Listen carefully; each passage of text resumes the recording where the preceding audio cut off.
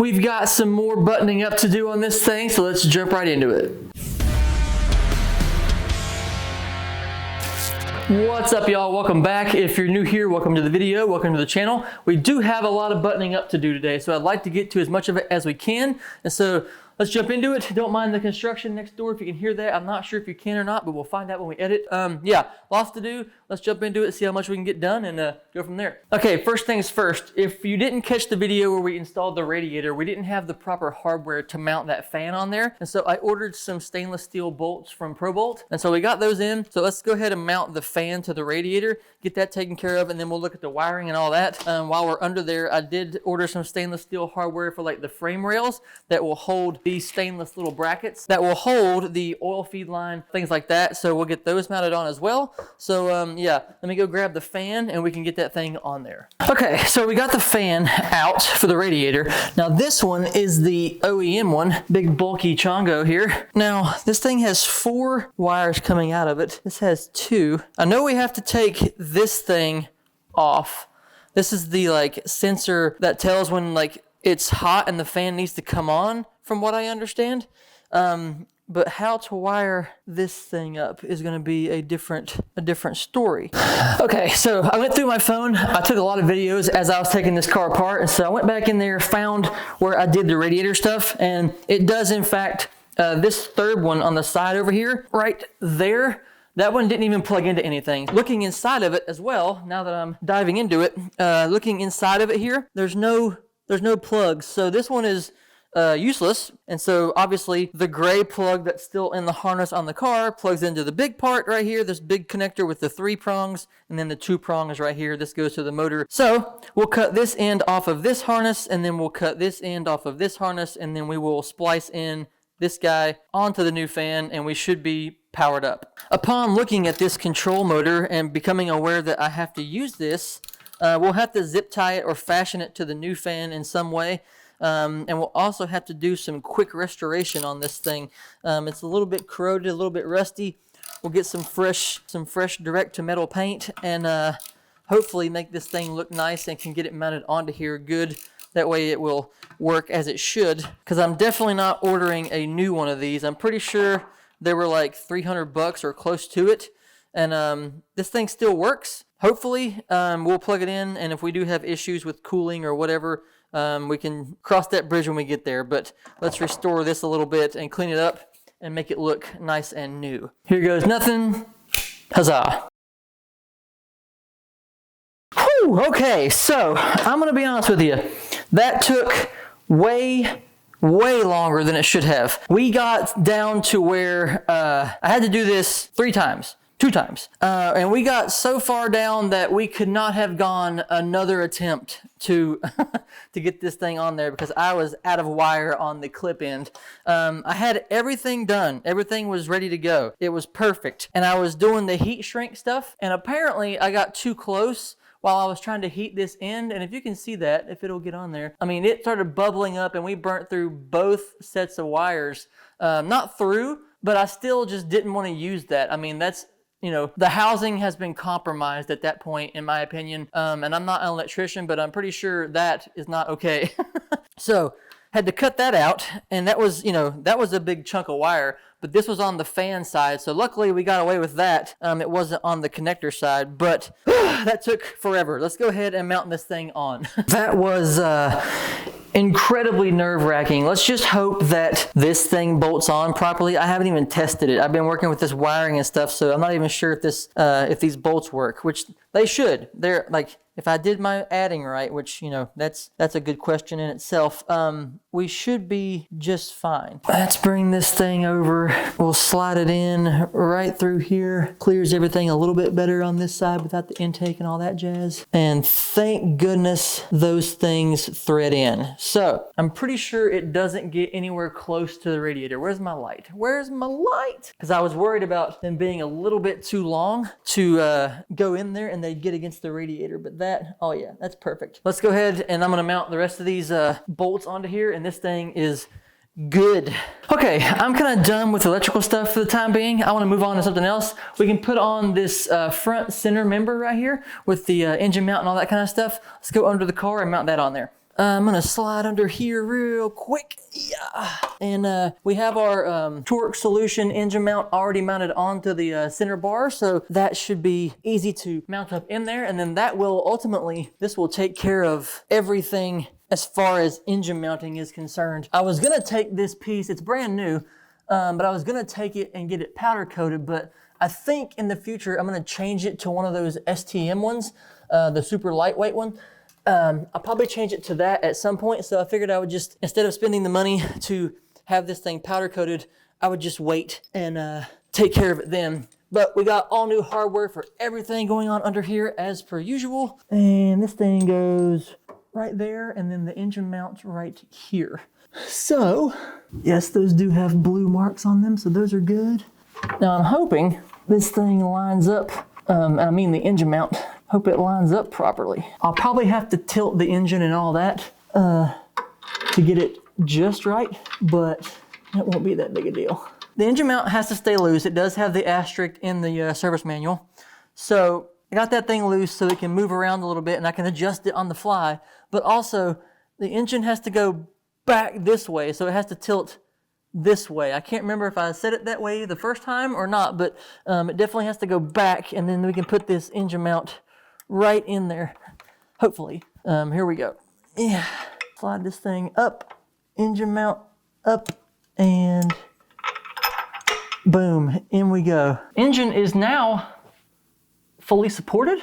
Oh shit, we got a leak already, power steering. But that may have been from before. I need to go up there and check that because that wouldn't be good. Looking at it from up top, it's definitely dry up here. So that's definitely from where we just changed that tip and it ran down. I did have an issue with like some power steering fluid coming up like that. So whew, that was almost a crisis in my head anyways. I do need to wipe that off of there so it doesn't eat paint. But my biggest concern is leaks. I'm gonna cross my fingers. I mean, granted, I can fix it. I can find it, whatever. But I really, really hope there's not any leaks on this thing. At least I think power steering fluid eats paint. I could be mixing that up with brake fluid, but either way, I'd rather be safe than sorry. I have been laying under this car for the last, I don't know, 45 minutes. Straight up wrestling with this motor, trying to like tilt this thing, push it back, because I forgot that I didn't have the rear engine mount all the way in. I just had it partially in there. So trying to get both of those aligned with these new stiffer mounts. That one back there is OEM. The one in the rear is OEM, so it has some flex to it still. But like I said, I've been wrestling with this thing for a while, but I finally got everything in where it's supposed to be. Everything has a nut on it now. All the bolts are all the way through. So now the engine is fully supported. So, now I guess it's time to move on to something else. Okay, finally, I guess I can get to these clamps. I do have to take a drill and drill out a bunch of these because the hole is not big enough for these guys to go through, nor any hardware I had here. So these are just, they have a small diameter part right there. So I'm gonna get my drill bit, start drilling. I only have to do about 4 or 5 of these, and we can start putting these clamps onto the frame. Okay, let's check this thing out. We got the oil feed coming from right here, up and around. We got the clamps and the hardware on the frame rail. Goes around over to here. We clamp it again. This keeps everything out of all this stuff here that moves and spins and rotates and all that. Got the thing going down and around and up to the turbo. So that is taken care of. Now, we might as well take care of this wiring that's been hanging around here for I don't know how long. I know where it all goes. It runs from over there. It's got to run along the bottom of the radiator support. We got the OEM style zip ties right here that clip into the frame and loop it around and all that. So I'm going to go through, put these guys on, get that wiring taken care of, get rid of some of this exposed wiring we have here, take care of that and get it all covered up and nice and neat. I won't show you guys any of that because you guys have seen enough wiring, I feel like. I have been working on this harness now for quite a while. I just wanted to like split it up and like run things different ways and stuff like that. And this section right here, the one that goes to the AC compressor and the power steering pump, these are the gooeyest, and like just tons of stuff on this tape and then this loom. My hands are so sticky right now, but this is the gooeyest bit of wire that I think I've messed with on this harness. Okay, we've got all of the wiring that was dangling around down in here. All that kind of stuff is all loomed, retaped, redone, reran. Everything goes to the power steering pump, AC compressor, headlights, everything is good. So let's move on. I want to put on the downpipe now. This thing is been laying around for quite some time and I'm ready to install this thing. So we got our ARP hardware showed up, our stainless hardware. So let's go ahead and pop this thing on. So I guess I'm just gonna be all up in here. I need some alcohol for these bushings, these hangers here. But let me get this tape off of the bottom of the O2 housing. That would probably be beneficial, wouldn't you say? Wink. Okay. Zoom. All right, let's just get a couple little squirts in there. I forgot the gaskets. And then I'm going to roll this thing in front of me here. Let's go this way. Since that is through, we are nowhere. Oh man, we are nowhere close to this even remotely lining up. What the fuck? What? Let me bolt it in up here and then maybe I can figure this out. Almost dropped it on my face. Oh, gravity, you bitch. I need to reach my jack stand back here. Yeah. I somehow actually got a hold of that. If I can just get this thing bolted in up here, then maybe we'll be able to see what we're doing wrong or what we're gonna have to do. Go in the hole. Like what is happening? Damn it, Bobby. Okay, that's much much closer than we were. And bolt, where's the bolt? I need the bolt. Hello? I need the bolt. Where the F is the bolt? What happened? I guess I didn't bring it. Oh, it's hanging. God, I'm so stupid. It's up here. I'm gonna go back here. I have this thing zip tied to the drive line because I was trying to help hold it up. So I need to cut that, I think. Woo! Yep, that might help. I'm gonna loosen up the front part here a little bit more. I need that to be able to move. Now we got some play in it. These are new bushings as well, so they're probably gonna be pretty hard to get on. But with this alcohol, ow, with this alcohol, it should be, just went in my mouth. Okay, that'll do. That heat shield is gonna hit my wideband sensor. I need to band that or something. Everything seems to be okay. Like nothing feels like it's in a bind or nothing like that. That had me really concerned because when I was holding it up to it, which granted holding it up to it is not the same as bolting it on, but it just looked so short on this end. But everything seems to have worked out. So I'm gonna go ahead and lock these down and we will jump back once this thing is on. While all that's been going on, our little fan module has long since been dried, so I'm gonna go ahead and put that thing onto the fan. We'll plug it up and get it taken care of. This thing turned out super, super nice. Very, very happy with how that looks. And yeah, much better. Let's plug it up. I'm gonna have to find a better way, I think, to try to figure this out and adjust this thing here, but for right now, that'll work till we get this thing running, and then we can go back and like fix and tweak all this other kind of stuff. And so we got that thing onto there. Now I really gotta figure out, I gotta go online and do some research and figure out how to wire this fan up to the accessory fan, because this thing here has 2 plugs with 3 wires, but then up here, the plug has 4 wires. So they obviously connected them somewhere into here. So I'm gonna take this sheathing off, see what that's all about. But I need to go online and figure out how to wire up a accessory fan and go from there. So we'll put this down to the side.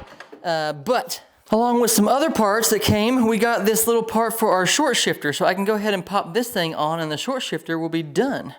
Okay, got that thing installed onto there. Super nice, makes everything stay where it's supposed to, and yeah, moving on. I think it's about high time that we jack up this car and get this thing prepared to run those rear brake lines. I want to get the front end up a little bit higher because I have it on the lowest setting on my jack stands. So I want to get it up a little bit higher in the front, and then we'll jack it up in the back.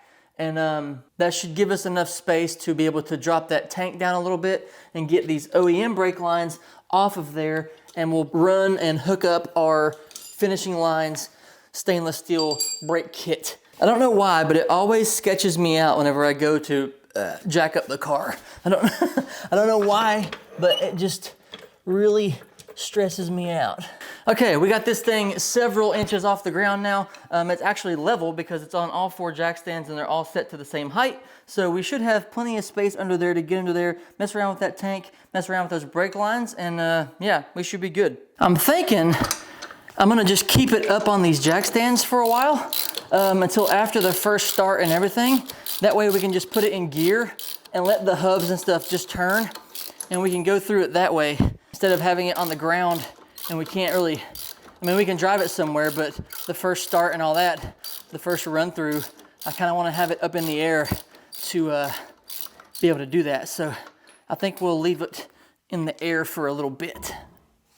I do, however, think with that, I'm gonna go ahead and end this one off here. We got quite a bit of work done, lots of progress made. The car is up in the air now to fix those brake lines. Once that is done, we are there. I wanted to get these brake lines and stuff installed and done so I could put the brake fluid and whatnot into the reservoir, into the hood there. We gotta bleed the clutch and everything, and so can't really bleed it without any fluid. So I wanted to get all this stuff hooked up and everything. So this is the last like big task, I think, before the first start.